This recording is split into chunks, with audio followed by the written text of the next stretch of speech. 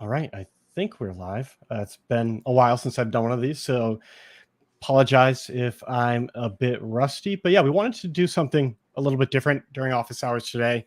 At the very end, Jordan's going to kind of answer any leftover NFL questions that might not have anything to do with what we talk about right now. But we've really been workshopping really a clearer way of just thinking about how to approach DFS. And it's tough. And I mean, like I've gone down a ton of tangents myself, and we've had very long conversations where at the end of it we get more confused than anything else. So we're trying to keep it simple. And we think we're going in the right direction. But again, like this is a rough draft. I've got some light visuals that we'll bring up to try to better make the point. But let us know in chat as you're tuning in, just if this makes sense, if you have questions. But really, our goal with what we're going to go over right now is just to give you a clear path to building really a game plan for how you approach not just NFL DFS. We will apply it specifically there, but to DFS in general. Because I don't know, if you look at what winning players do, there's going to be some similarities in the way they approach things in their process. But really what it comes down to between the top winners, the guys that you consistently see up there at the top of the leaderboard, the ones that have been doing this for years to big results. It's not just that they do a few of the things right. It's that they really have a repeatable process. Most of us, when we may say we have a process, but it's not consistent, to say the least. There are going to be some things that we are always doing every time we play, but usually, at least what used to happen with me and what I've worked on, but it's like, okay, I get on my stacks, I get into the things I know I want, and then I just kind of fill in the rest of my time with whatever shiny objects catch my eye. Like, oh, this seems weird to me. Why am I getting so much of this player? And then like just go deep into the rabbit hole on that spot. And then I look up later and I'm like, oh shit, like lock's coming right up and these lineups still don't look great. And now you're kind of scrambling to get the rest of the things in. And maybe I'm weird like that, but I think everyone's got some parts of the game that are like that, where it's, again, like you've got the key things you're trying to do, but you're not as deliberate about the order that you do things. And you're not as deliberate about, once you get those things done, what else do you do? And I think we were trying to figure out some different metaphors for this and to try to explain like what it actually does. Like what the top players do is not just having a repeatable process, but is one that gets better results. Like that's obvious. And the way that they do it is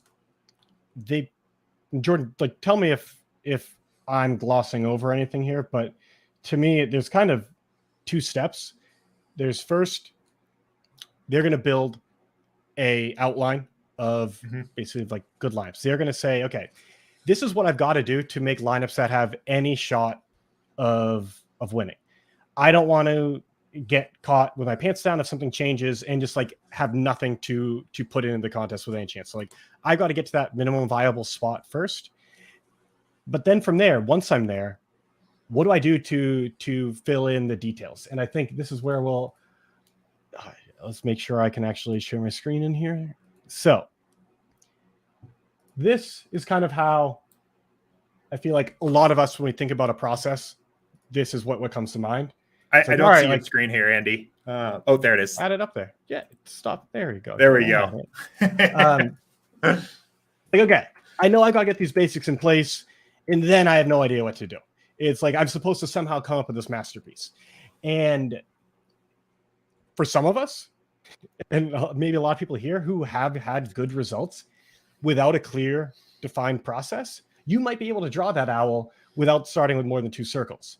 But like if things change and you find out that the maybe it's not an owl that you need to draw anymore, it's something else, or like maybe it's a different color owl, like whatever it is, like, but you've gone to this level of detail, like you got to start over from scratch and you're going to be screwed. I think this is often what can happen with the way a lot of us build lineups is not an owl, but a horse. It's like we go super deep into the detail and like, all right, like I'm going to make this perfect. And then someone gets scratched and you have to erase everything that you just worked on, or you didn't even get that far and just put in what you can. And you know, those lineups are toast. Neither is like really ideal. The first one really just relies on your skill, and it doesn't let you add value in a consistent way. It's not efficient at all. Even if you can get something that looks great, you don't want to purely rely on like artistic creativity. You want to direct your efforts to where they're going to have the biggest impact.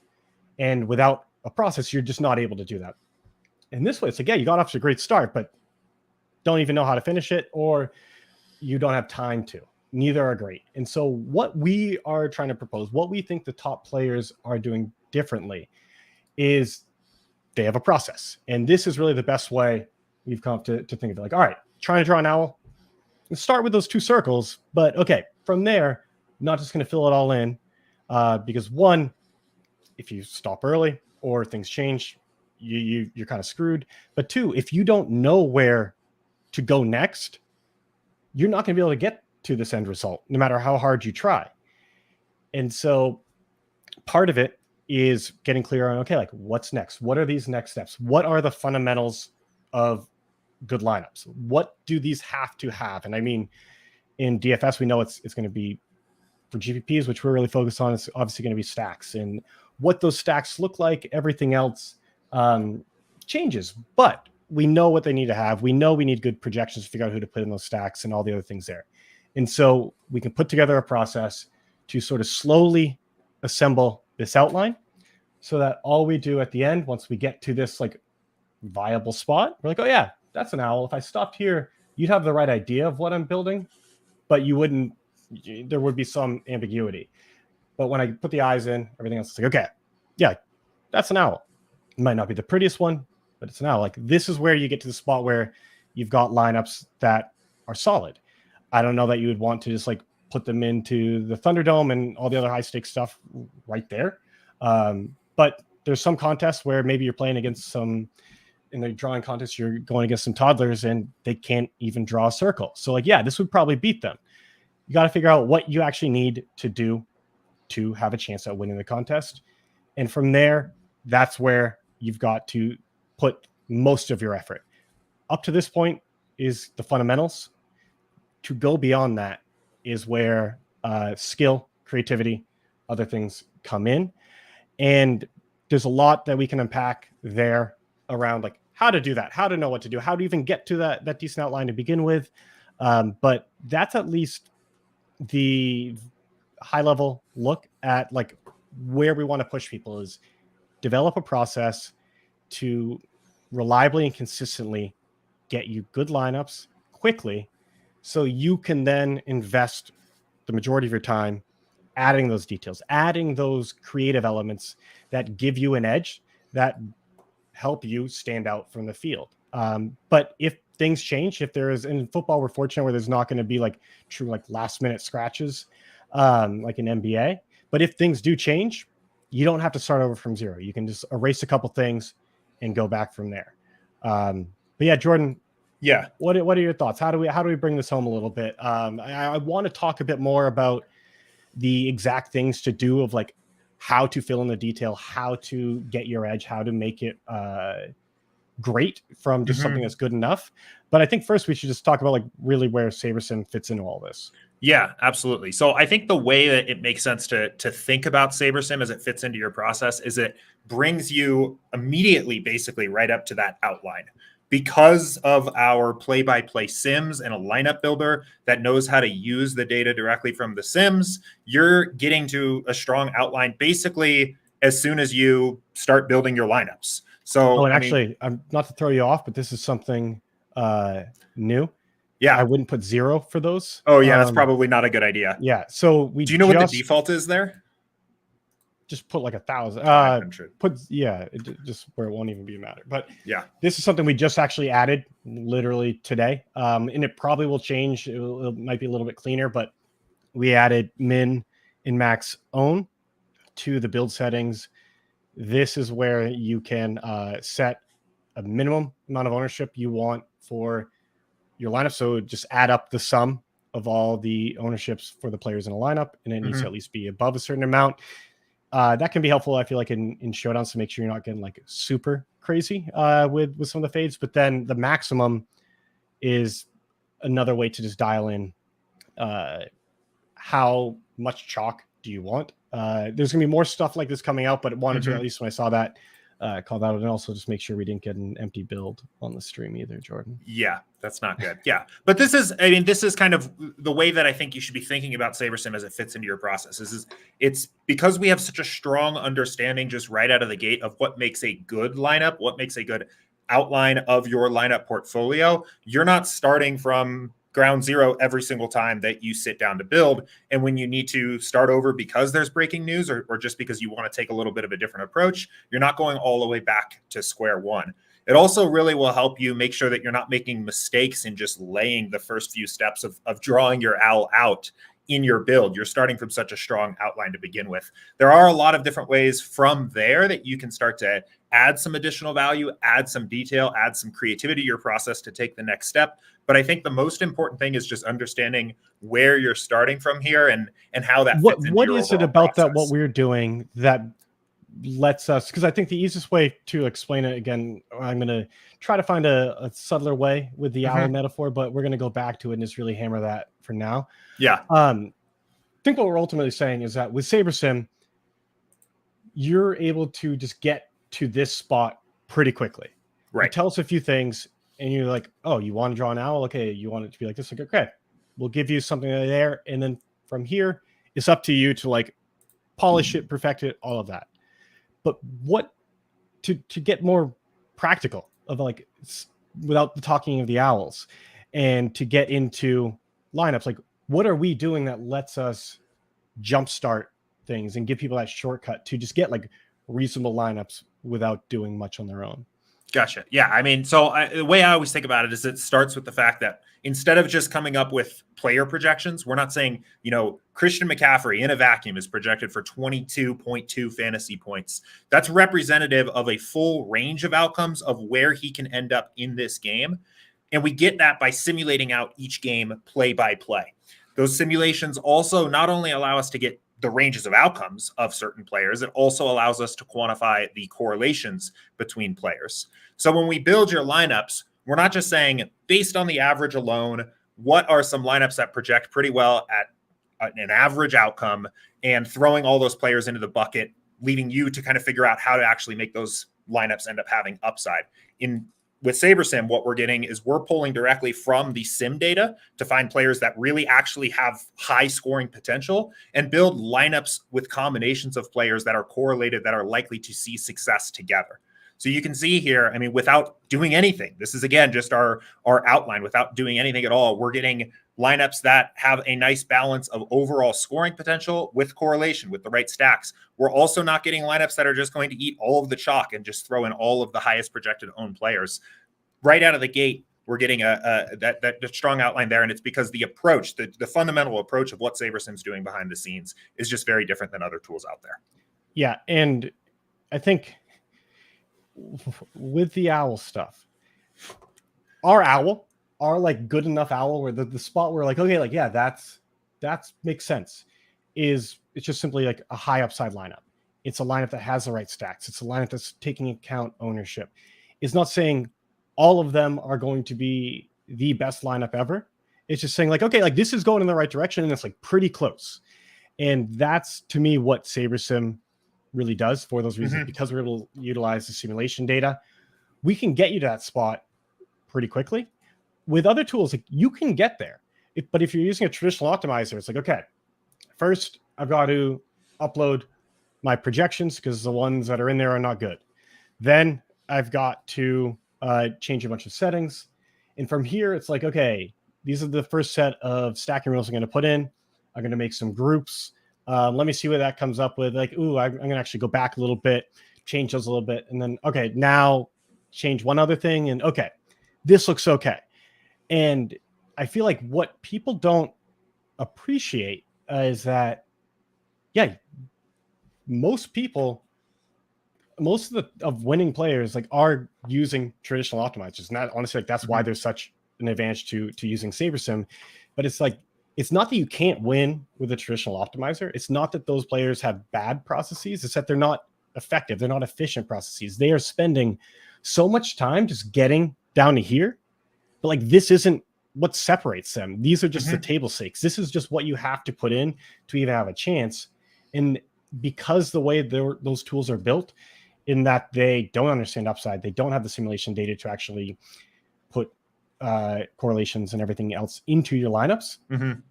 They have to tell it everything to do. And with Sabersim, you can skip all those steps and focus on like what makes something great. Like this is, I mean, honestly, like none of these owls are ever going to be hung up in the Louvre, but like what separates like art that a high schooler is going to make from a real artist is not the basics, these fundamentals. Like they all like they know decent colors and everything you use, but it's that creative element. It's where you get your edge. It's where you add value to the process.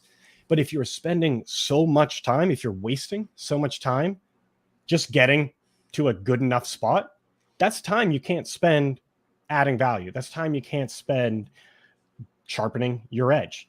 And that's one of the things, like, honestly, we need to update the copy on our website because I think it hits on the wrong points. It's not wrong, but it's not about saving time just so that you can build winning lineups in a few clicks and only spend 5 minutes and you're going to be at the top of the Rotogrinders leaderboard. That's not what we're about. What we're about is getting you to a spot as fast as possible so that you can focus your efforts where they're going to have the biggest impact, because that's what you need to do to win with how competitive the games have gotten recently. And if you have all the time in the world, if you're a professional player and are spending 80 hours a week on DFS, yeah, you can absolutely make it work with those traditional tools. We're not saying that, but we are saying if you use the right tools, if you jumpstart that process, you would get a much bigger edge in much less time, because you don't need to do those basics. You don't need to tell us what an owl looks like. Yeah, and I think we've almost ended up here with maybe an inadvertent new Sabersim mascot in this owl. The chat seems to really like the owl here. Jay had a good question here, and I think this will be a good way for us to kind of segue into the next point. But he said, I understand the logic of having this process, but what are some of the specific key elements that top players utilize that gives them an edge? I know, I mean, Andy, what do you think about this in terms of like how somebody might start to figure out what is going to be the thing that takes their process to the next level? Yes. I mean, this is one of the things that I feel like we have a decent idea, but again, still kind of fleshing out. So in the chat, let me know if like these things don't make sense. But first off, it all depends on your skill and your time available. Like, no two artists are going to paint exactly the same way, and no two DFS players are going to like build exactly the same kind of lineups. Like, you all have commonalities, you all have fundamentals that can make that are those table stakes, those things that are required. But you also have opinions, and you have things that you're better at than others, and things that you don't even know how to do. So you got to kind of start from that spot of knowing what skills do I actually have and how much time do I have available. Because even if you have all the skill in the world but have no time, like, there's some things you're just not going to be able to do. So you kind of have to set those constraints before even thinking about specifically, all right, like, what do I do next? That out of the way, though, there are some just quick wins that we can talk about. But there really are 4 areas that we see, at least most commonly, that top players are going deeper into to get more of an edge. And it's improving projections, building more precise rules and groups, adjusting exposures, and creative late swap strategies. For each of those, you could go like infinitely deep. There's basic things you can do, all the way to like, you could never perfect this. Like, you could just spend hours and hours and hours and hours and just like keep making small improvements. But like, there's a spectrum of impact and time and all of that. But those are really the main areas. And I think to get as practical as possible, Jay, what you're looking for are the things that objectively make the biggest impact first. You want to get that out of the way before worrying about the small details. And so generally speaking, this is what are the changes you can make that will have the broadest impact on your lineups. Like changing one player's projection can help, but it's not going to make a huge change. But like putting in a more precise rule to all of your lineups could. And so that's just like directionally how to think about it. But specifically, one, I think it's just late swap in general. I think anyone listening to this right now, make sure that people that they have in their lineups are actually playing. I am probably like the exception of that, where I haven't been playing a ton of DFS. And so whenever I would do it with baseball, I would just forget I had played and not check, and usually just have people not actually in it. But if you're actually being somewhat serious about this, you're going to make sure like you swap out the players who aren't in the game. But again, that's like the table stakes. I think what more people should do is, okay, like at what point should I late swap from there? It's like, should I, and if I am doing a full late swap versus a quick swap, which is meaning like, do I rebuild my lineups or do I just take out the player? In that case, it's like, okay, do I only swap the lineups where players are out? Or is this a big enough change to rebuild all of my lineups? In football, I don't know. What are your thoughts, Jordan, on just like the specifics of late swap? I feel like in NBA, just literally by setting aside the time to late swap consistently before, like when lineups come out throughout the night, that will give you an edge. And if you are looking for things to adjust or things to do before messing with any of those detailed things, like I would just set aside the time to do that. But for football, what are your thoughts there, Jordan? Yeah, I mean, so again, I think the fundamental there is to make sure that you're not playing players that are out in your lineups, right? I think that's again, table stakes. That's the bare minimum. From there, there's a spectrum of how much value you can add to that particular part of your game. I think practically speaking, in NFL, typical Sunday, like what are you doing for late swap? Yeah, are you late swapping? Or yeah, absolutely. So no, before the afternoon games is like the main late swap window. So I'll keep an eye out on the inactives report and see in general who's out. One thing that is super helpful new this year is this button up here will turn red automatically if there's players in your entries file on Sabersim that have since gotten ruled out. At a baseline, what I always want to start doing is just getting those players out of my lineups. So I will literally go through, quick swap all the players that are out with the next best available player. But one thing I like to do is try to judge the impact of that news a little bit. If there is a guy, a starting running back that's gotten ruled out, that's going to create an elite value on his backup. And it's not just enough for me to get that guy out of my lineups. I probably want to rebuild a lot of my lineups to get that new value player into more lineups. So in that case, I'll actually be then doing a full late swap build and adjusting from there. That is like the basic version of kind of what I'm thinking about for my NFL late swap process is first get the players that are out, but then run another build if there's a high impact player that's gotten ruled out that I can use to get a little bit more of a projection edge on a lower salary play. Yeah. And actually Max had a good comment in the chat that I think like illustrates a lot of this impact stuff. So before I get into that, like really what the idea is okay, if someone is out in your lineups, that has a huge, like, replacing a 0 with like a 10 or higher has a huge impact on your lineups. Like that's just obvious. But okay, like this big player is no longer going to be playing. That probably makes a difference. But if it's someone who is like was only going to be in on a couple snaps anyways, and they're no longer playing, like sure you could late swap, like it's probably not going to matter. So that's like the obvious impact stuff. But Max talked about like really when I said you could go infinitely deep on any one of these things, like this is kind of an example of that. Is like advanced late swap strategies of actually setting yourself up for a questionable player being out. And that's the kind of stuff where I think with football, it can be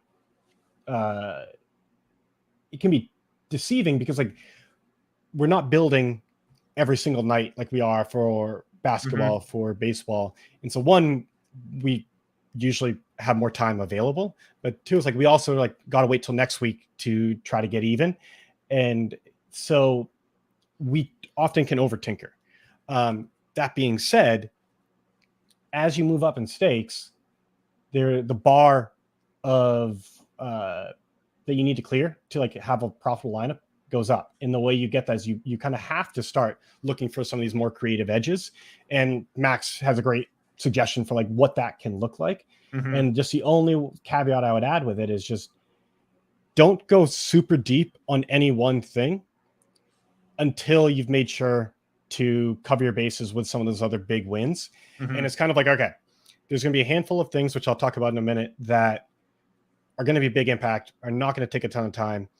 Get that stuff in first. And then if you have a lot of extra time and want to tinker, that's fine. But just like, don't let the tinkering take away from like some of the real impactful things.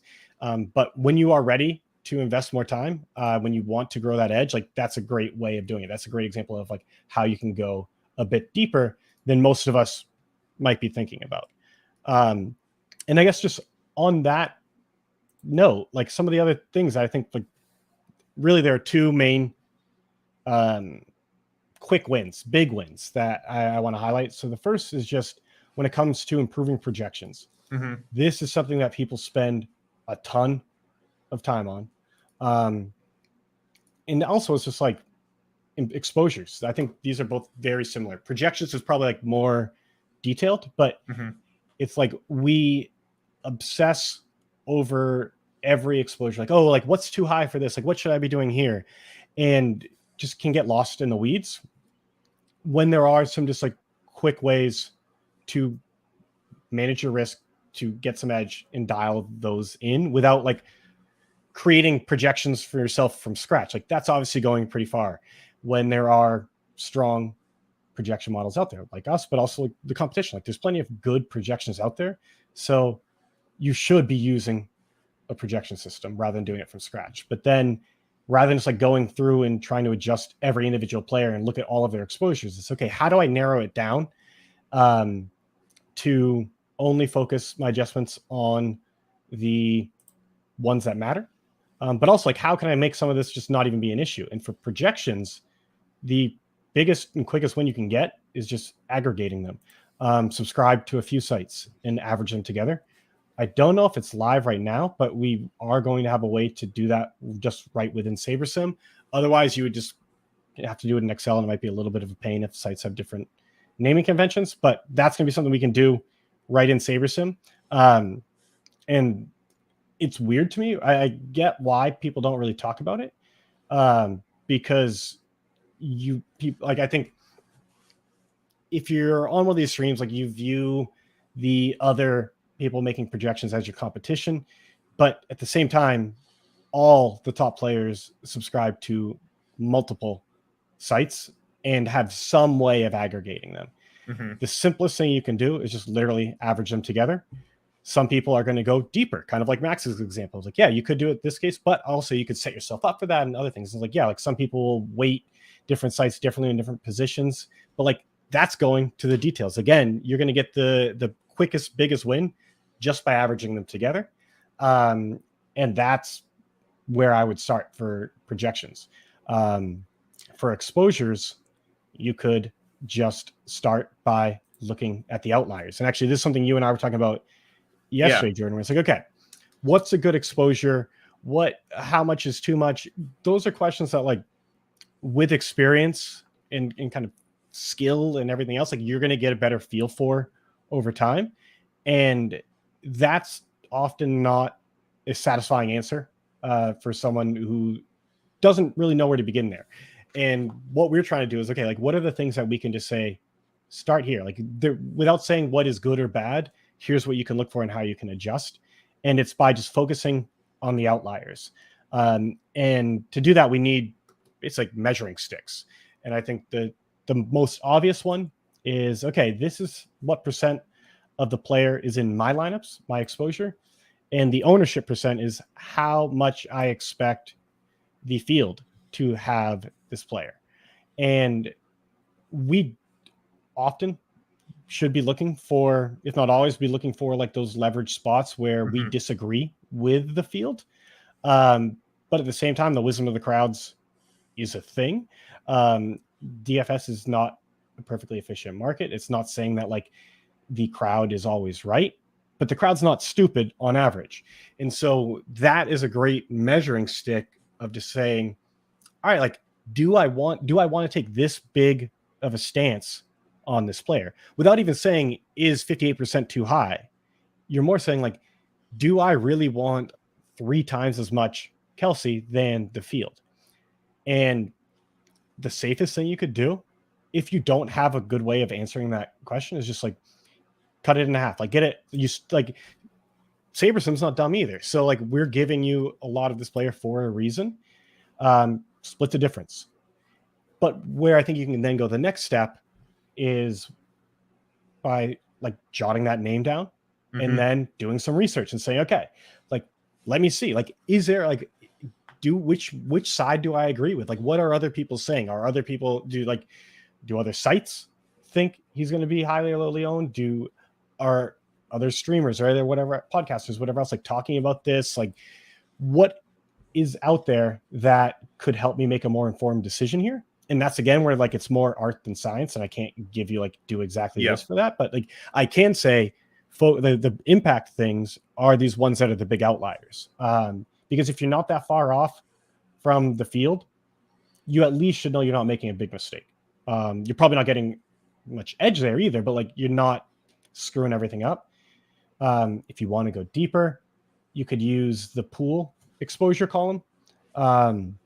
And that one isn't going to be as clean as ownership will be, but it still is a good measuring stick of just saying like, okay, like across the entire pool of lineups that I have this percent for this player, but in my top X lineups, I have this other percent. It's going to be normal to see some bunching. The best plays are going to be closer to the top and in group up there. So like it shouldn't match that by any means, but the farther away from it is, the more you should at least look into it. And that's a spot where with ownership, I think it's fine having like a rule of thumb where you just say, if you're not as comfortable doing the research yourself, you just say, okay, I'm going to split the difference between the default exposure and the ownership. That can't be bad, just subjectively, in my opinion. I wouldn't really recommend messing with using like the pool exposure as a measuring stick unless you are confident in your research process, because it's just not as clean of a measurement.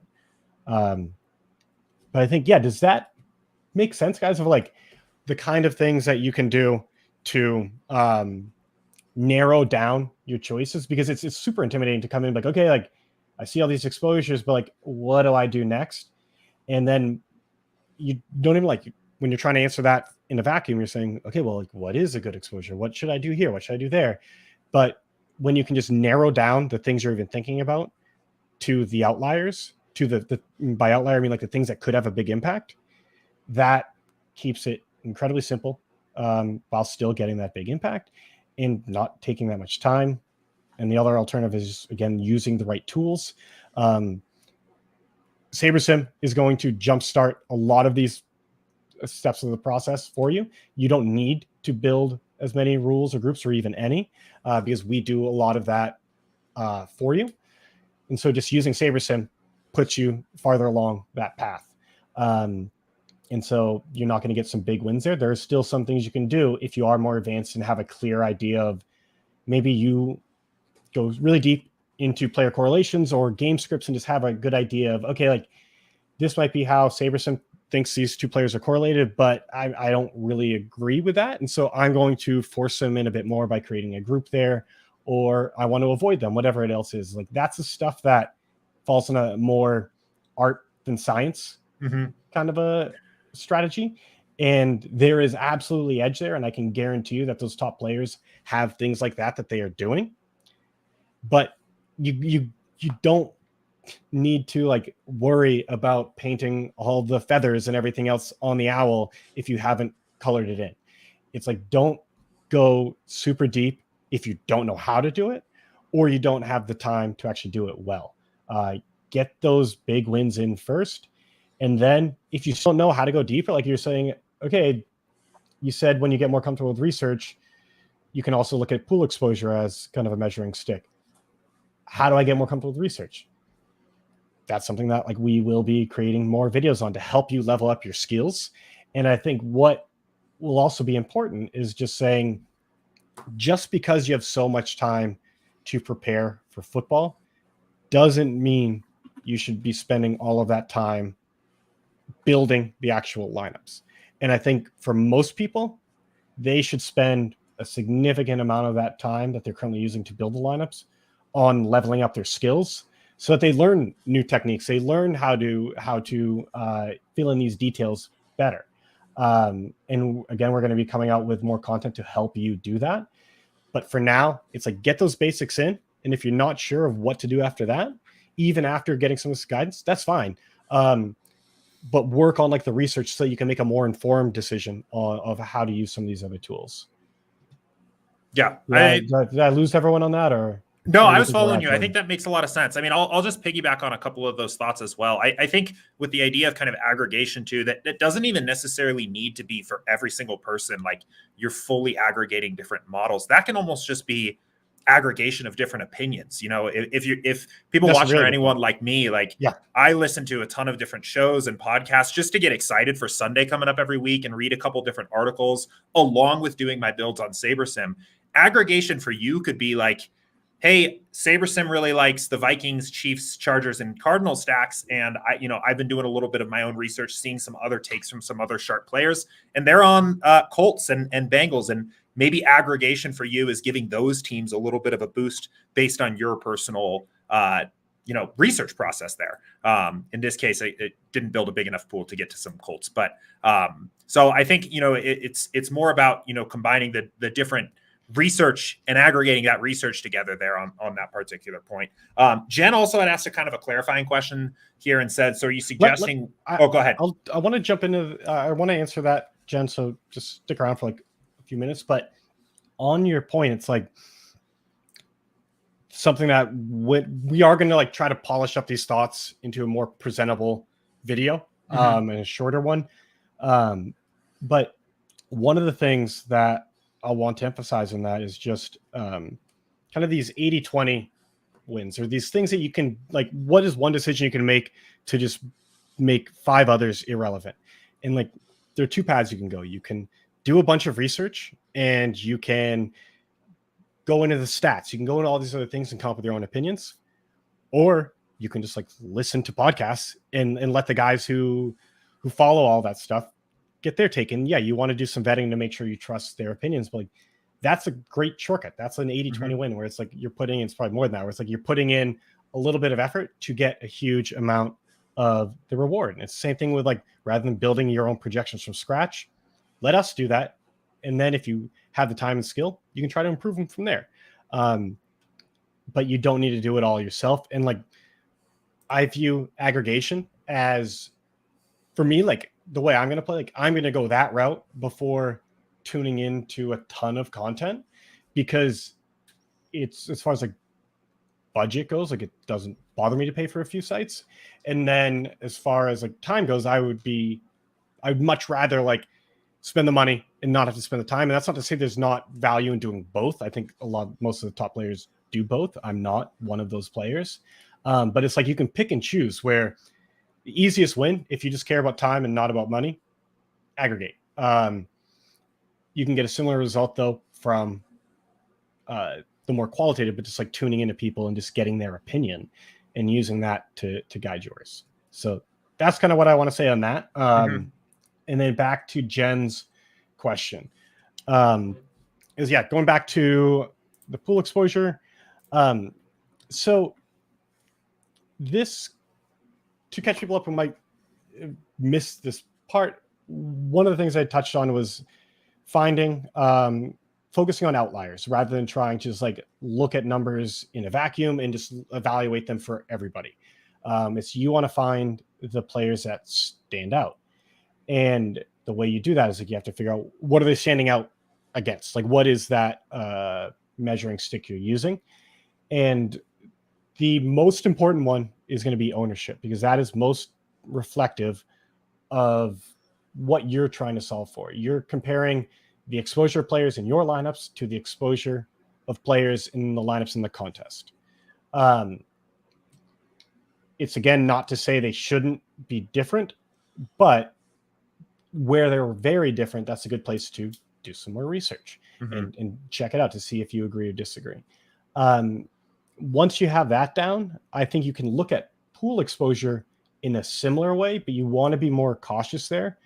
Because I guess as Jen's follow up, just adding to that was like, if we're using pool, if we're looking at pool exposure compared to regular exposure, like you're going in regular exposure, basically what I'm saying is you're going to get players that are more clustered. Right. To me, that's a feature, not a bug, meaning like you should get players that are more clustered, because not like every player has their own unique amount of upside. They're going to have different correlations and they're related to how the other players, but like not all players have the same value. And so just because when we build you 1,500 lineups, we were saying, okay, these are the top 1,500. The top 150 should not have the same percent of players as it would at, like, those percentages should not hold going from 150 to 1,500, Mhm. because the fact that the players have significantly different values. And I don't mean that in the like dollars per points sense. It's just like they have different impacts. And that's why it's like, yeah, they will be clustered, but they should be in general. That's where I kind of go with like, you should have more experience on the research side to like really disagree with that. So like if you want to look at pool exposures, I think it can be a measuring stick. You just have to be careful, because if like, assuming Sabersim is perfect, which we're not, but like in theory, you would ignore the pool exposures, because we're saying the way we're ranking these lineups, yeah, the top 1,500 lineups, this is what they would look like, but you're not playing 1,500 lineups. You want the best 150 out of it. You should be looking at what those are, assuming we can perfectly calculate that and rank them. This is where like that skill, perfect. And so finding ways to improve it is a skill. It's not something we can just say how to do it, because if we could teach the exact way of doing it, we would just improve that ourselves. So long-winded way of saying clustering isn't bad inherently. It's actually good, but there are limits to it. And so if you want to lower that exposure as like a risk management thing, you can do that, but just be cautious. But either way, I would just, again, just be cautious in general. Is there anything you would add to that, Jordan? Because I know there's actually something you and I talked about for a while yesterday. Yeah, no, I think the main takeaway here is just to be like, I think cautious is a good word of outliers, and I even think just using the leverage column and focusing mostly more on the ownership difference is fine. Yeah. You know, I think just in this exact example of where this build is right now, we ran this and we get one player. It doesn't even matter who the player is. We have one player standing alone. You know, two times more leverage than the very next player who was kind of all then a little bit closer together here. The 80-20 version of making an adjustment here might be, hey, I don't really have time to look too deep into this situation. I don't really know where to go look. I'm going to just bring that down so it's a little bit closer to everything else. The maybe more like advanced way to go a little bit further in here would be to look a little bit closer to Travis Kelce's situation specifically and see, hey, is there, you know, a reason why he is like, you know, an entire tier above the next best player in my original build here. What's going on with the Chiefs this week? What's the situation there? So I think outliers is kind of the way I would think about it, right? Is what players are really standing out on the first outline that I've built here, and is that something that I have the time and the interest even to go research more, or do I would just want to bring that down a little bit closer to everybody else? Yeah, and to be like perfectly honest, so this is one of those things that will adjust when I like re-record this. It's, you've got to make sure you can get your lineups across the finish line. Like you don't want to just go super deep into one thing at the expense of other important things. And so in these cases, it's like objectively using, if you're adjusting exposures and you decide that that is one of the important things for you to do because you've done the other things. You've made sure you have enough time for late swap in those other areas. Like objectively, using ownership as a measuring stick against exposure is better than using the pool exposure.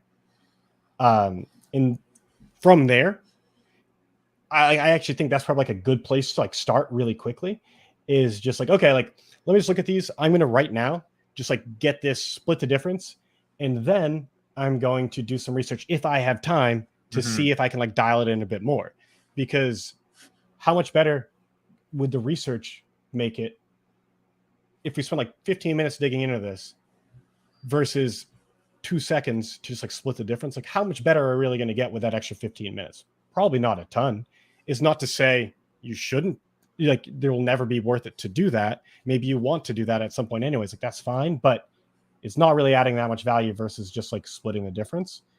And to go even further, like the pool exposure column, I think it's like a good thing to see and just kind of have up there, but I just don't, it almost in a lot of cases can just be like distracting because there's so much other stuff you can do that like clearly adds value before worrying about that level of detail. And I think, yeah, you followed up, Jen. Sometimes I notice that a player with 50% exposure for top 150 lineups gets down to 25 to 30 for top 300. And I think like that's kind of the thing where you don't think it's going to be that different of EV in that tight of a range. And like going from 20 lineups out of a pool of 1,500, you would want clustering and would not want to do that. If your pool isn't that much bigger than the main lineup set, then that will matter much more. And I should have clarified on that because, yeah, like that is a good point. And so it's the bigger the expected difference would be, meaning like the farther apart the final lineup set is from the size of the pool, the less you should look at this. And the closer together is, the more it matters. But even then, I wouldn't spend much time there. Like if that is a level of risk that you want to just remove, I would just do it quickly and just say, okay, like let me find these spots where we're off from the pool by a significant amount that I wouldn't expect, and just change it and move on. But like I wouldn't dwell on it too much, because I don't think, say you went from, you had 40% exposure, 20% in the pool, you went to 30. If the like true correct was 27%, like that just doesn't matter. So it's like, be efficient, just get those quick wins in. If you have identified that this is something that matters to you, definitely do that. But just again, just like don't go deeper than is needed to, because you're going to hit diminishing returns. But yeah, so other things, I mean, we covered a lot, all over the place a bit, but hopefully it at least has the wheels spinning in your heads, just about, okay, there's still probably like 1,000 questions you might have about the specifics. If you have them right now, like fire away in the chat and we can talk more about this. But again, keep an eye on your inbox. We're going to be cleaning this up and just like simplifying it. Maybe more owl, I'm not sure, we'll see. But we can't go away from the owl now. It's iconic. Exactly, yeah. I kind of have some regrets, but that's okay. But no, this was kind of one of the big things that we're going to be doing this season, is just trying to better answer those questions of like, what do I do? And that's not to say it's only going to be for new players. In fact, I think it's going to benefit a lot of the more experienced players more, because they're probably not asking that question as much as they should. Because I guarantee you that almost all of us have things we're doing in our process that just doesn't have that much value, takes a lot of time, and we should be spending it somewhere else. Don't care how good you are, like that's just always going to be true. And so it's helping them ask that question and just giving people a framework that they can use to answer it. And when we can, being as practical and specific, because I know it's just frustrating to be like, oh, well, it depends and this and that. Like we do want to be specific. So any other questions or in the chat, just again, feel free to leave those there. Someone asked about Patrick asked about the Discord link. Jordan, can you post that in there? Yeah, and so we grab that. Migrated away from Slack to Discord. Guess we're kind of like boomers in that sense. It took us a while, but I was really the holdout there, and we're still keeping the internal company communication tools in Slack, and I will die before we switch to Discord. But it's better for the community. It's better for big groups and all of that. And so we made the switch, and Jordan just posted a link in there. So if you're not in Discord already, you can click that link to join. We have a bot set up so that you can link it to your Sabersim account, which will give you access to more channels. And we'll eventually do some more with that of just like different live Q&As, different things for different subscribers. And this will be a great way to manage that. Yeah, I mean, it sounds like I'm not seeing, and I wish in YouTube you could like see if people were typing. But right now I'm not seeing other questions on this, but do people have questions about, I'm not going to be the guy to ask about like week one advice, but if you have questions about just like how to approach this season, just bigger picture questions, happy to jump into that. But anything on your mind, feel free to dump in the chat. Yeah, I think there's a couple questions that have just come in throughout the stream that will just give us an opportunity to demo a couple other things or answer some quick questions. So Johnny Dollar said, can you explain how to swap out 150 lineups I'll build this evening and post in DraftKings? Then on Sunday when I have more information to run new projections again, is it just a late swap? What I would actually recommend is on Sunday is starting with another new build, just because that's going to, again, allow you to kind of get a fresh new outline from which to work with all of those new updated projections and simulations. Whereas if you run a late swap instead, it's just going to be, rebuilding the old lineups. You're not going to get as much out of that. Our final sims for a given week typically run about an hour before kickoff. So you should have enough time to do what you need to do to get it done in that period of time. And I think you're going to end up with a much better product doing it that way. So late swap, I think, is best applied after the lineups lock and you're actually, reacting to late news or something like that. Yeah. And so first, just going to vent at Jordan. Before we started recording, I asked him if you could hear my air conditioning. He said no, it's because it wasn't on. And so like I could have used some help there, Jordan. It's been it's a tough week for me, and I just completely missed that. So I'm like dying over here. So I got that on. But back to the question. I mean, this is something that kind of goes with that like repeatable process of how you're approaching the entire start to finish, getting your lineups in your contests, updating them, all of that thing. And generally speaking, I think it's fine to play around in Sabersim earlier in the week and just get an idea. But I view that more as like informing research you want to do. Of like, oh, okay, like let's see how things are looking right now. Oh, I'll keep an ear out for that as I listen to podcasts throughout the week, whatever else. But I would not view it as like I'm building my lineups early and then I'm going to tweak them from there. Because a lot can change. Even if there's no like big injury news, just like coaching decisions, other things can have an impact, and just more information comes out throughout the week. Odds are changing, everything. There's a lot of things that you want to get factored in. And so in those cases, you want to have as up-to-date information as you can. And you've got to figure out what works for your schedule, for your process to do it, but don't do it earlier than you need to. Yeah, agreed. There's another question here that says, playing the 150 mini max, would you leave it up to the sim using a tight end in the flex? I'll give my stance on this first, and then Andy, feel free to chime in. That's typically something that I do give up the control there and just let the sims kind of decide where that makes sense. That's another advantage where, on a traditional optimizer, another tool, you might get two tight end lineups just because those two players just conveniently fit based on their average projections and salary. When you're using Sabersim, it means that you're getting those two players because they make sense in that lineup, and there is a set of outcomes for which that construction is actually optimal. So you don't get a ton of them, honestly. You can actually go through here, or go ahead. I guess I want to tie it back to what we were talking about, because I think this is like a good example of that, is that I wouldn't worry about it. Unless you are like doing all of the things that we've talked about. Mm-hmm. It's not that doesn't matter. And it's not that there's like, we're going to get it the perfect amount in there, but like I think having the tight end in flex sometimes is better than never having it. but it's possible to have it too much. What is that? Like, really hard to say, and there's no like magic number.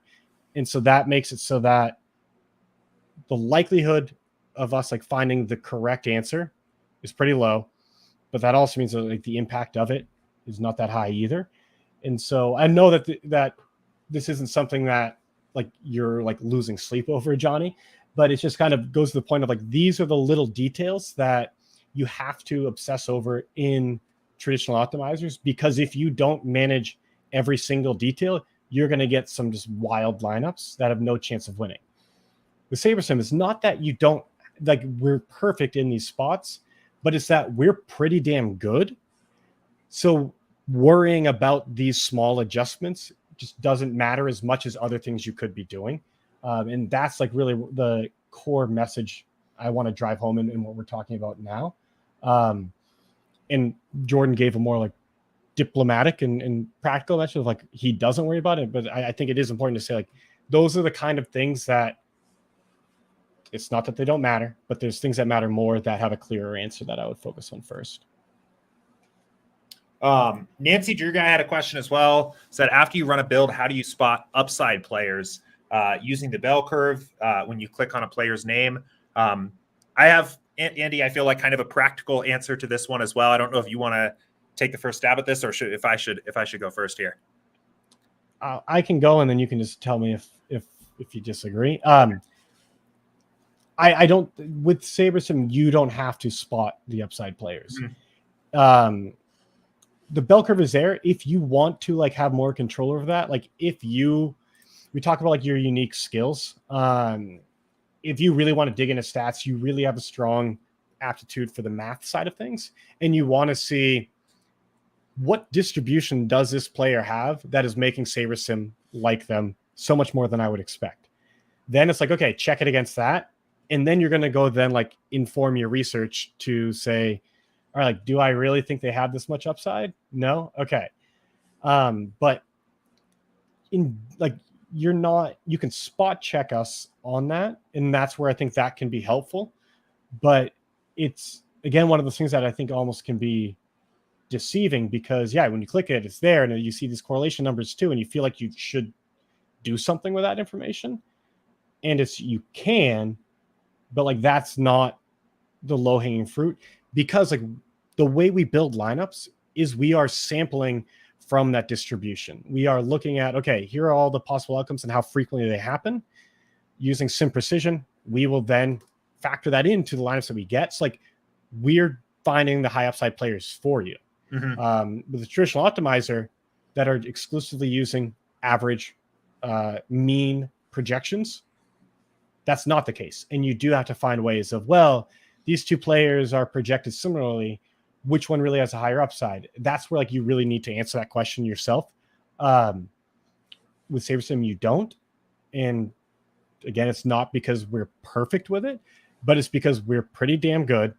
And there are other things that are going to be better to focus the effort on than that, because it's just like there's not a clear answer for it. It's that more art than science thing where I don't know. Like I don't know exactly how I would do that. I don't think anything you could do there would like make a massive difference. But I don't know. What are your thoughts, Jordan?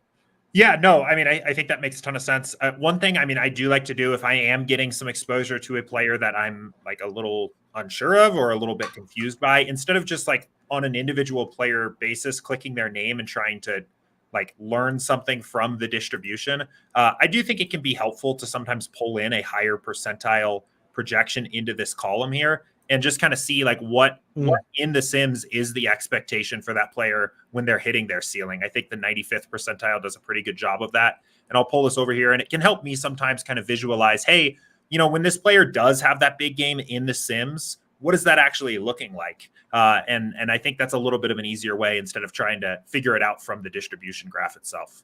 Yeah. And this is a good point. I am like just so deep into this stuff. And I think Matt is similar where like by spending so much time on this, it's like we know all the work that goes in behind the scenes. So like make it so that we can find the high upside players and that we do these things well. But it is a bit of a black box. And so at the end of the day, like what I'm saying is, hey, we're really good at this. You got to trust us. Just ignore that. And I firmly believe that, but it's not always reassuring.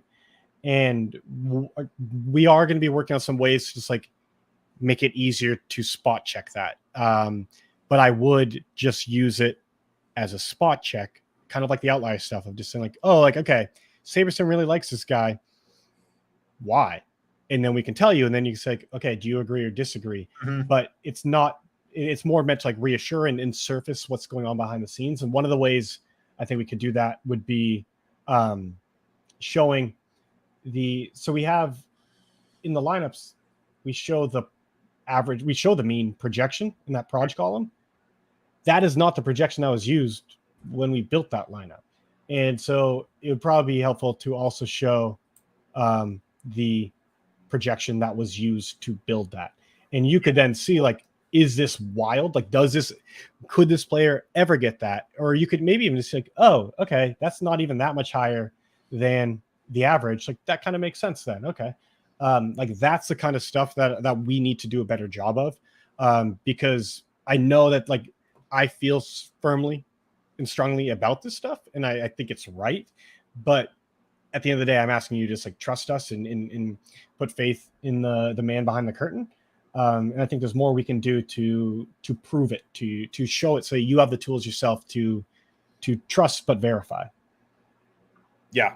And that's kind of how I like to think about it too. It's like, sometimes you see a name there and you're like, oh, I wasn't even thinking about that guy Exactly on my radar. Oh, he's got, a 30.95th percentile at 5 or 6K. Like that seems to be a pretty good play for me there. So yeah. And it's like we talked about like the outliers and the measuring sticks. And I think that's can even just be, even if you don't adjust, it's like that can just be a sanity check, because I mean, especially if you're playing smaller slates and other things, like you're going to see some what seem like really high exposures, but you're also going to see high ownerships. Like, oh, okay, like this is higher than I expected. Is that good or bad? It's like, well, don't think as much in absolutes. Look at it comparatively. Look at the other things and just see, okay, this seems, I'm reassured now, or maybe I have some more questions. I'm going to go research whatever else it is. Like it helps you kind of refine all that. Cool. And yeah, then just the last part on it, Nancy Drew guy followed up is, again, it's not that you don't trust me. I'm not saying you don't like explicitly trust me, but the reasons why you don't need to do this yourself is because, I guess, Jordan, how would you best summarize sim precision? Sim precision, I would say, is it's a sampling of individual. Well, it's a sampling of random from our. Well, go ahead.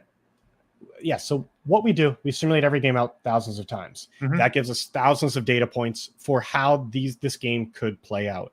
The projections that people see on the screen, in the proj column, all that's the mean average of all of those simulations. When you click on a player, their name, and see that distribution, Jordan, if you want to like bring that up. Yeah. That shows their distribution, meaning like that plots out what all of those outcomes look like across the simulations. And it's bell curve-ish, but it's not a true bell curve. So like a bell curve assumes that anything 5 points above average has the same probability as happening as anything 5 points below.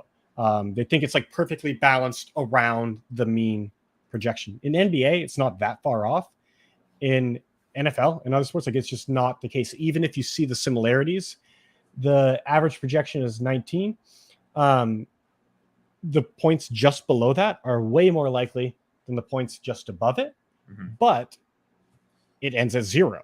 And so like you, practically speaking, like not really going to get negative points, but you could get much more on the other end. So that's why distributions matter. That's what we talk about when upside is the players who have more potential than their average projection would show.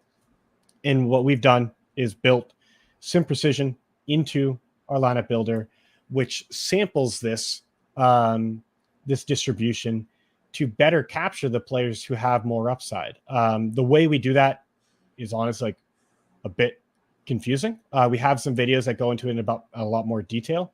But on one extreme, you can shut off sim precision and just use the average projection. And then you would have to identify the upside players. On the other extreme, if you put it at 10, what that would do is make it so that every lineup is built using not even the projection, but it's from one individual sim. Mm-hmm. Then for the next lineup, we're going to randomly pick another sim and take the score from that. And so the way it reflects the distribution is the players who are more likely to have those higher tier outcomes, those higher percentile outcomes, are going to be more likely to like be picked when it's randomly selected. And in between, we change how big of a bucket we use and all of that. But that's what's going on behind the scenes and why we're able to isolate the upside well, and why it's not something that you would need to do as at least like a early like big win you could get. Cool. Yeah, there are a few people pointing out that according to James Cook last night, you definitely can get negative points. My lineups with Cook were dead on arrival. Yeah, quickly yesterday. So and then verified old head just quickly mentioned just struggling to get to cash or to be close in the leaderboards. The blunt truth is like I think people dramatically underestimate the ups and downs in DFS of players who are proven to be winning players significantly over the long run. We had a long research project to dig into what variance actually looks like. And I think it was like, if your long-term ROI is around like 10%, you expect to win maybe like 25% of the nights. Like not 25% of the lines, like you're on the night, on the slate on the whole, you will have a winning slate if you're playing GPPs only 25% of the time. And that's like a good outcome. And so that's just something that I think intuitively most of us don't like when we go through that, we're like, oh, we're not doing well. It's like, no, but like that's pretty normal. And that's not to say you can have one winning night every 4. The distribution is not that clean. It's more like you could easily, it's very likely you will have like multiple losing weeks. And that would be for like NBA or MLB. For football, if you're just playing once a week, that would be could be months if you're only playing the main slate. We have like a 5-part series on a podcast we have called Behind the Sims that talks about how we did that research and what our findings were, because the types of contests you play have a big impact on your variance. If you are only building a small number of lineups and focusing on single entry and 3 max contests, your theoretical ROI is going to be higher, but your swings are going to be massive because you just don't have that many shots on goal. That's where actually like the higher entry limit, the 20 max, 150 max contests, really actually like are lower variance. They're going to be slightly lower edge on average, but you want to play a balance of those 2 types of contests to get even to that 25%-ish mark. We also, though, Jordan has a video about our like more practical findings of these are the contests to play to minimize that. So not necessarily like an answer to this question directly, but it's more, I think, like you got to focus on like, okay, how many lineups are you building? How long a period is this been? Like 7 days for MLB. I know that's really frustrating, but like, I would expect you to have a losing week more likely than a winning week, or close. Like I would probably assume that's the case. It sucks when you go through it and you want to make sure you're making the right choices to minimize the likelihood of it happening. But like, that's a pretty normal outcome. We've got a ton of content to help improve that and make sure you're doing the right things, because if you're not winning that frequently, you got to make sure when you do, the wins really count and make up for everything else. So check out some of those other videos.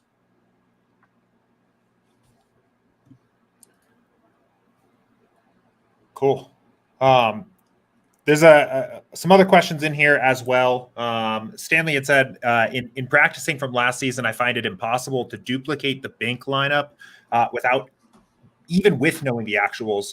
Would it be a better approach or plus EV to aim being over the average money line? I in general push back a little bit on this process of review. I think at best, even if you figured out exactly how to set everything up to build what was the banking lineup in your pool for one slate that's already taken place, you will have ultimately just figured out how to over optimize for a particular slate that happened once and will never happen again.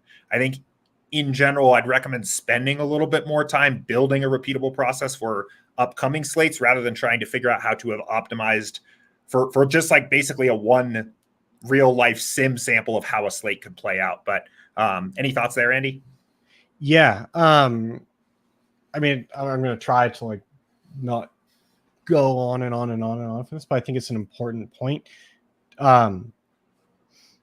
It's not right. Like you're saying, I think in general, people obsess over back testing different sliders and different settings.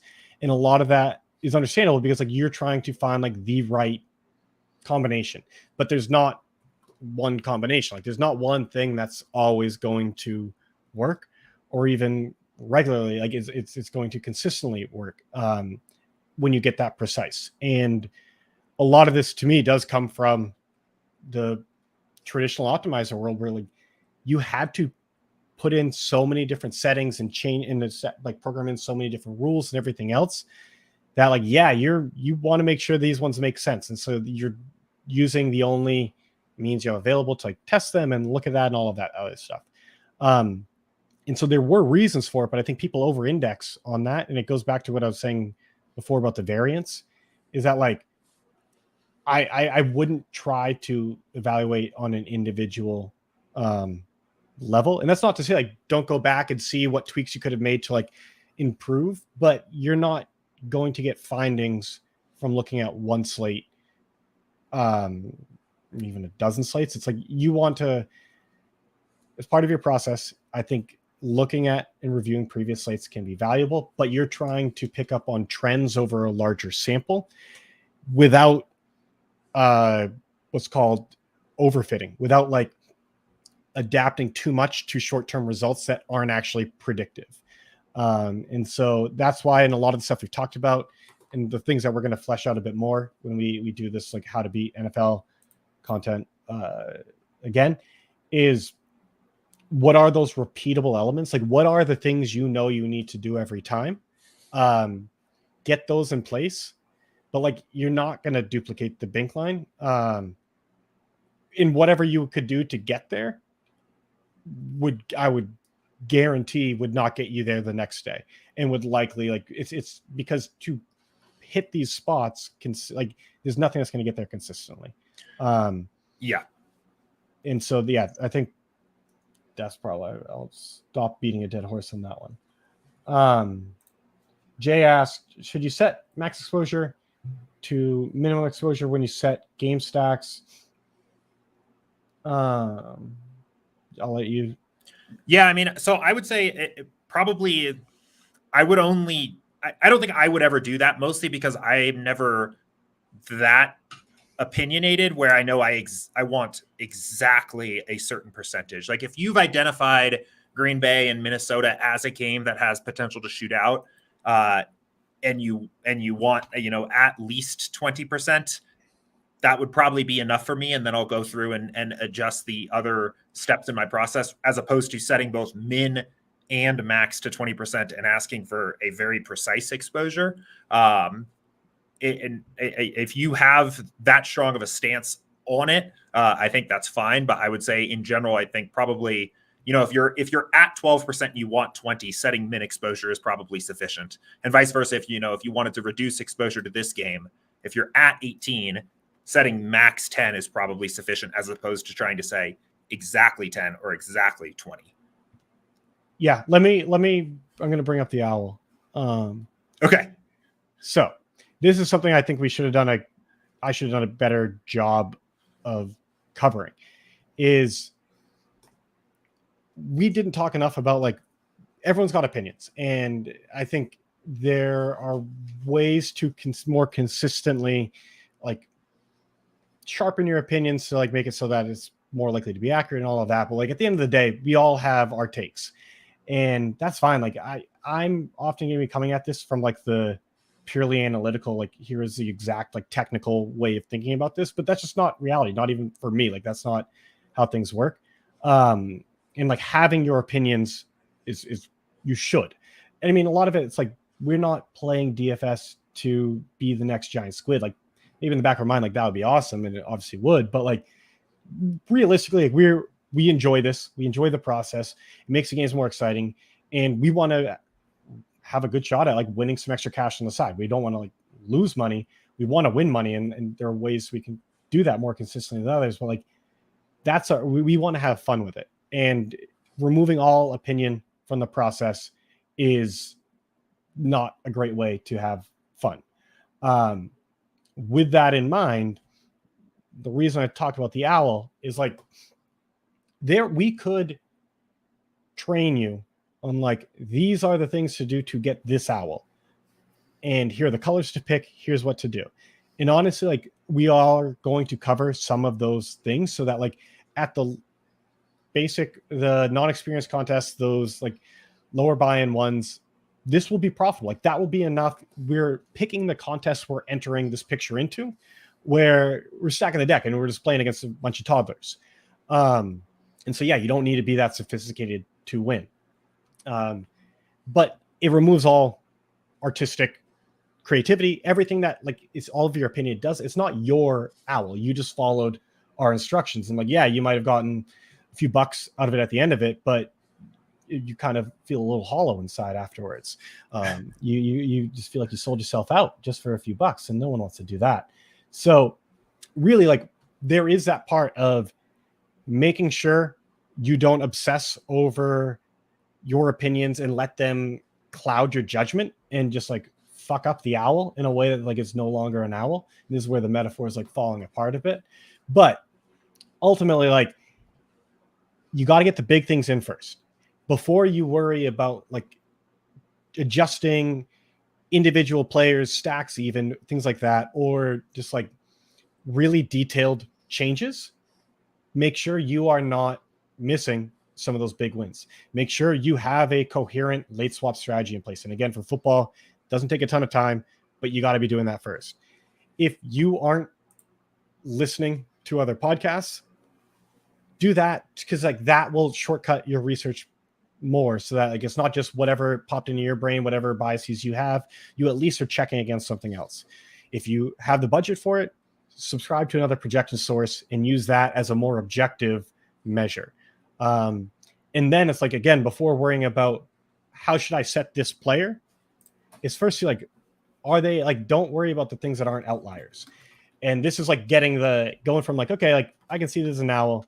It's like, before we go further, like, let's just not forget these details. Like we got to fill in these things because they matter. It gives a shape of the owl. You got to get this first. If you don't go any further, like you could go off the rails. Like maybe you get to a good spot. Maybe you get the right answer. There's a good chance you don't.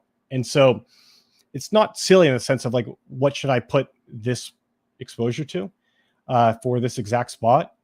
But it's more just like reinforcing, like, do not worry about this until you have those basics in. And then more to what Jordan was saying is once you get to this kind of opinionated work, it's figuring out how can I do this in a way that like is not, I'm not trying to predict the future. I am not saying this is exactly what's going to happen. I'm shaping it in the right direction. I'm molding it. I'm getting closer to what I feel, but I'm not just like ignoring everything else. Like you might think, Andy, you know what an owl looks like, but I really do know. And maybe you don't. Like, and if you just ignore everything I say, like, no, like I studied this, like I know what owls look like. I've looked at a bunch of them getting ready for this stream, but you're like, no, I really know owls, and that's not one. Like that just, you are going to lose the contest. And so like, listen to me, but again, don't ignore everything you're thinking on your own. Let those opinions seep in. But when you're trying to like just say, I want to, which is basically setting the min and max the same, you're trying to get exactly that amount. I don't think anyone has that level of precision. So it's like Jordan said, if you really want more of it, boost it a bit more from what we're giving you, but like, don't go further than that. Cool. Grab a couple other questions here. This one came in Discord. And says, when creating lineups, do you ever go into your pool to prune out lineups that have too high of an ownership for the contest you're playing, or do you trust Sabersim to automatically do that for you? I think probably know where I'm going on this one. This isn't something that I spend a lot of time on. I think Sabersim, again, does a really good job between the ownership fade slider and the sim precision to give well-balanced lineups that fit the particular contest you're building them for. I think there might be some incremental improvements if you have. I know sometimes that people have kind of a top end ownership that they're comfortable with for a particular contest, which is why we added this new feature into the build settings. It's not something that, at least, to open the season up, I'm planning on doing a ton of, because I think Sabersim does a good job of doing that for me. Yeah, one of the things that we are going to talk about is like as one of those ways where you can add value, where you can get a bigger edge, is like filtering, lineup ranking, that sort of thing. That is something that top players are doing. It's just we didn't want to include it because I think it's really easy to over-index on that stuff, and it's also hard to get it right or to know that you've gotten it right.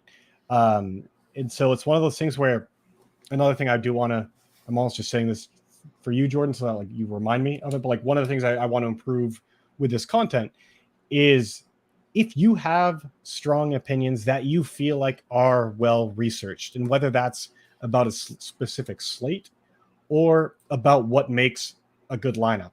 And like in this case, if you have really strong opinions on what too high of ownership is, put that in and tell us. Like if you really like have a strong opinion there, awesome. Because again, we are giving you the outline and you're filling it in. And we're not going to be able to predict all the details perfectly. Even if we give you like the full picture, you're going to have to make some changes.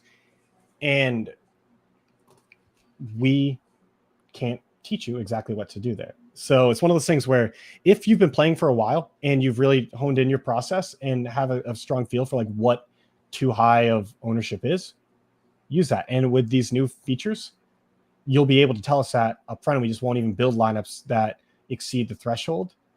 But if you are asking, is this something I should look into? I'd say like no, because like there's not a clear cut answer. That could be one of the areas that makes sense for you to tackle next, as when you start studying a bit more on like in however you want to do that to like better answer this. But it's like if you don't already have that clear opinion, the more precise of a thing you're trying to do, the less likely that's the best use of your time. It's like first thinking about how could you research this to see like, is there like, does this actually have an impact? If so, what is a reasonable limit? And then what is the best way to actually do that? But it's not something like, we don't think there is a clear answer to that, I guess. So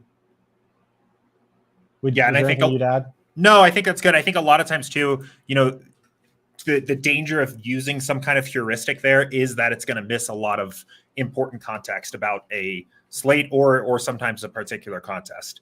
How much ownership makes sense to play in the mini-max, for example, depends a lot on how the players on the slate are projected and owned. If there is a player projected, just to use hyperbole here as an example, for 100 points, it doesn't matter if that player is 100% owned or 20% owned. You want 100% of that guy because he's so overwhelmingly projected.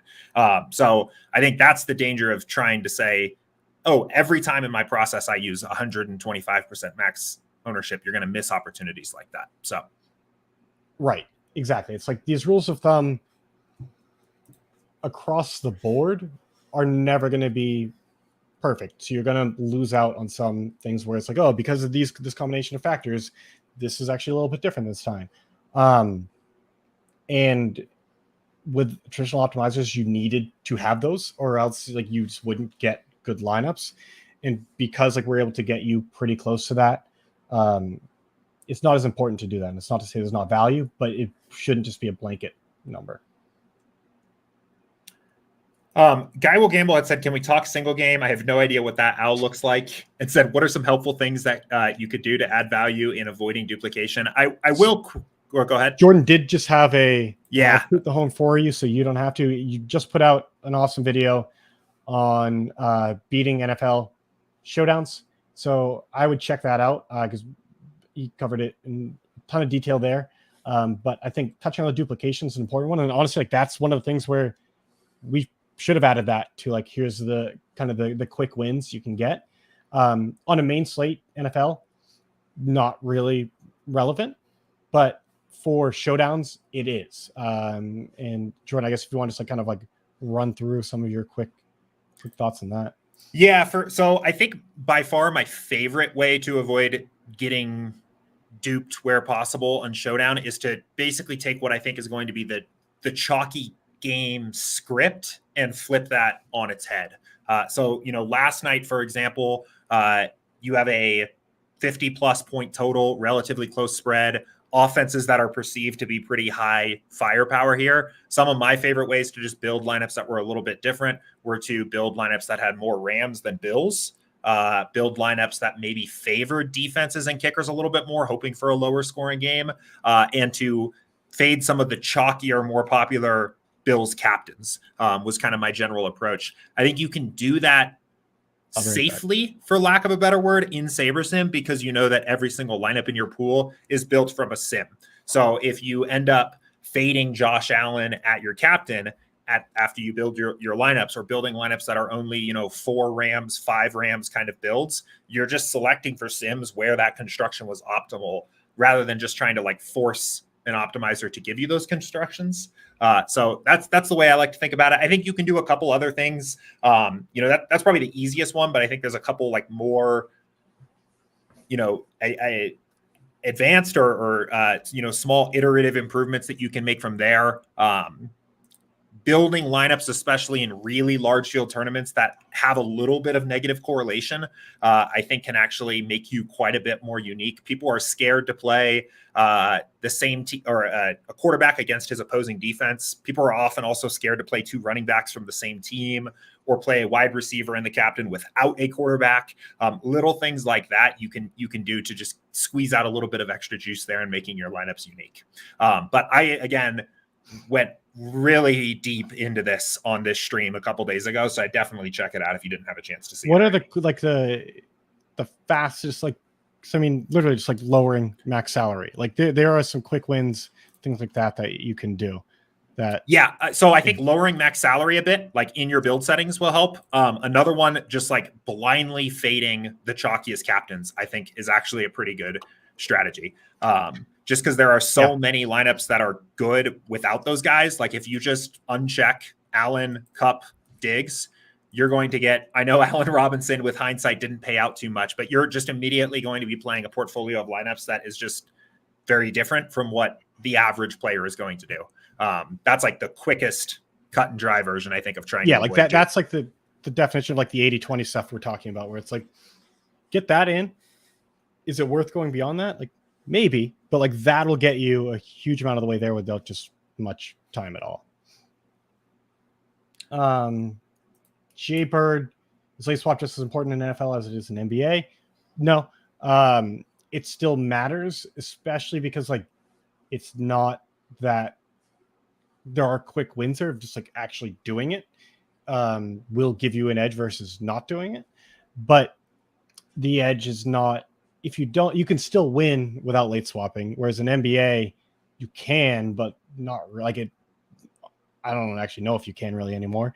You're not going to win at like anything significant in NBA without late swapping. Like it really is a requirement. It's not that level in NFL, but it's still just like an easy way to get extra edge. So I wouldn't ignore it, but yeah.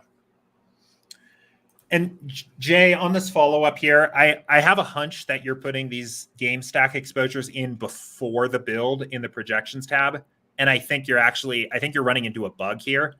If you can for me, in the settings up top here, click this and then click report a problem and just post this message into that and send that message to our support team. I think there was a bug I found yesterday messing around with this here that I think you're running into. In the meantime, what I would do instead is what I demonstrated before, where just don't put that information in before the build and just adjust those exposures afterwards to get what you're looking for. So if you want 10% game stacks of each of these games, set that post build in the game stack section as opposed to pre-build, and then you should be okay.